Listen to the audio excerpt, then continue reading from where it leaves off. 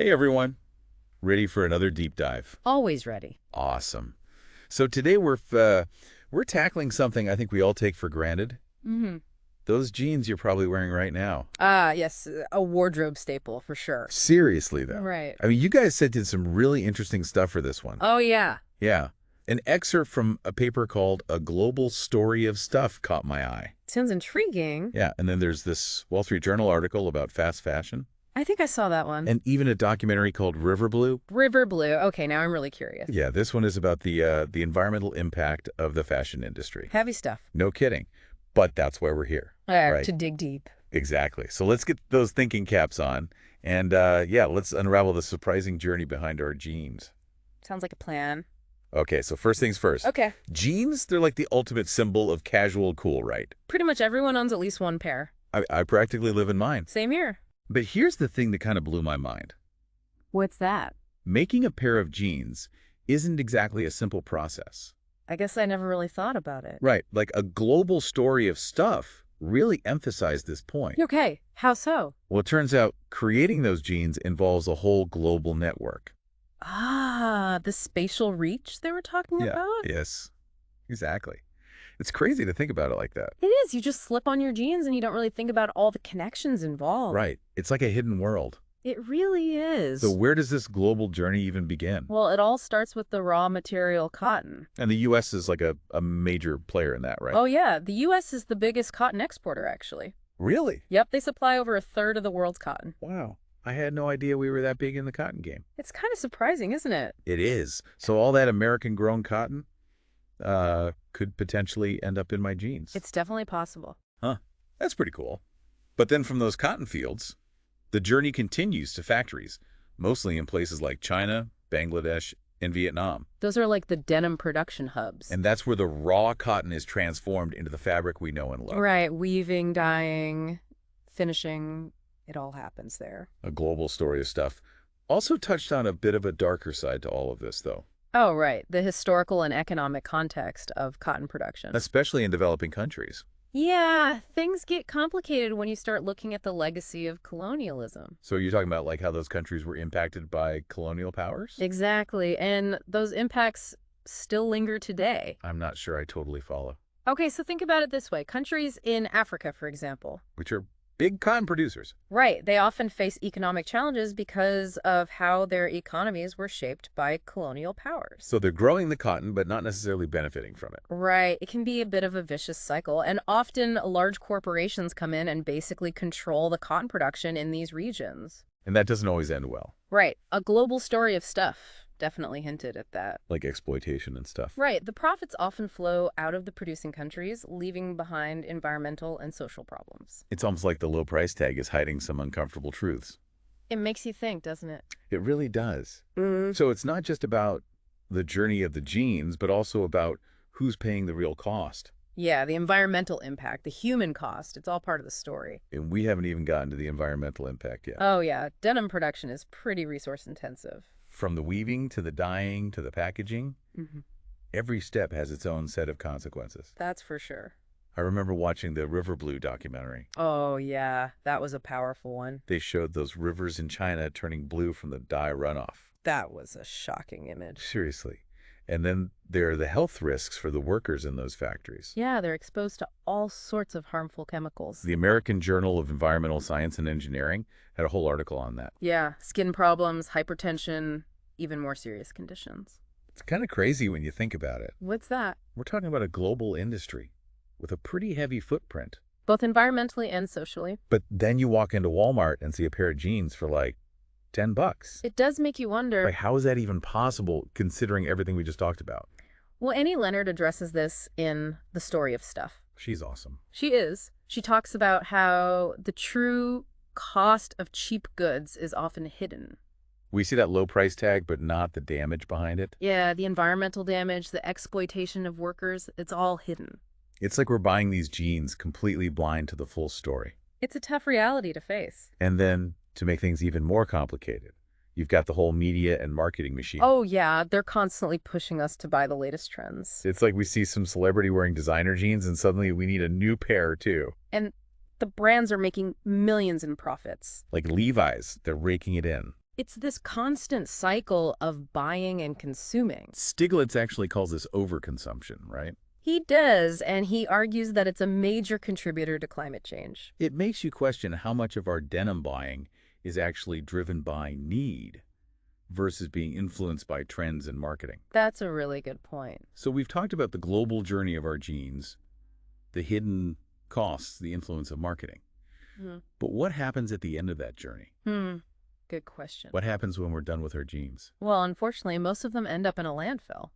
Seriously? Yeah, it's kind of a depressing reality. That's a lot of textile waste. It is, and Ah. it contributes to all sorts of environmental problems. I read somewhere that the fashion industry itself creates a huge amount of waste even before the clothes get to us. That's right. It was this researcher, Subramanian S. Muthu. I know his work. He uses the term overproduction and overcapacity to describe it. Meaning the industry turns out way more than we actually need. And a lot of that ends up as waste. It's a broken system in a lot of ways. So even if we try to be responsible with our old jeans, the problem of waste is already built into the system. Unfortunately, yes. And all that textile waste in landfills releases harmful greenhouse gases. Contributing to climate change. So it's not just about the jeans themselves, but the whole cycle of production and disposal. It's all interconnected. Man, this is heavy stuff. It is, but it's important to understand these connections. Absolutely. We started with something as familiar as a pair of jeans, and now we're talking about global economics, environmental pollution, climate change. It's amazing how something so seemingly simple can connect to these bigger issues. Right. It's like our everyday choices, like what we wear, can have a ripple effect across the world. Our choices do matter. This is giving me a lot to think about, but it also feels a bit overwhelming. Like, what can we actually do about all of this? It's easy to feel powerless, but, Wow.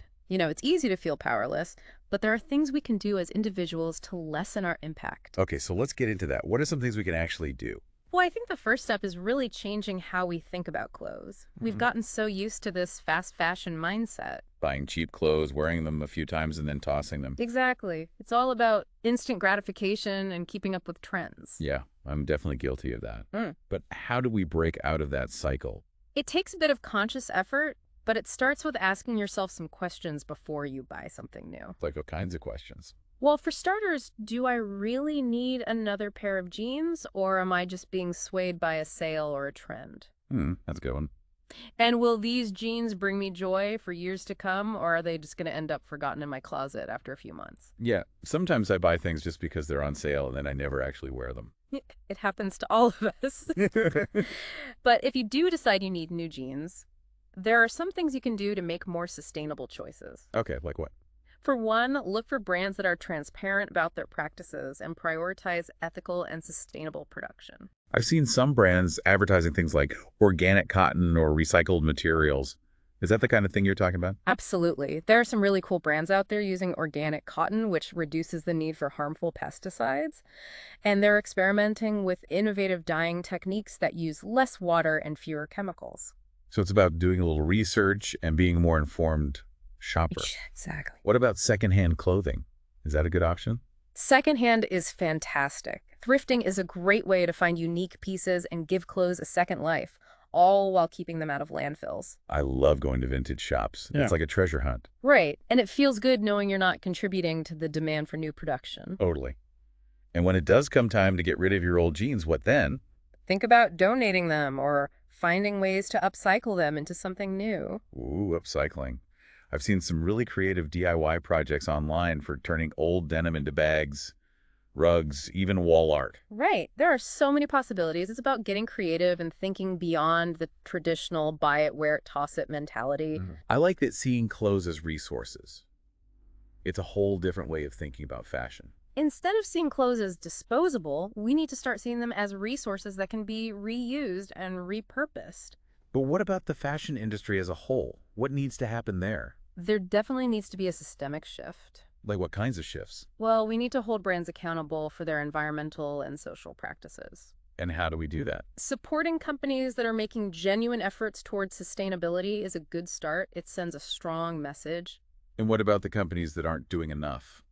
Don't be afraid to call them out. Use your voice. Social media can be a powerful tool for that, right?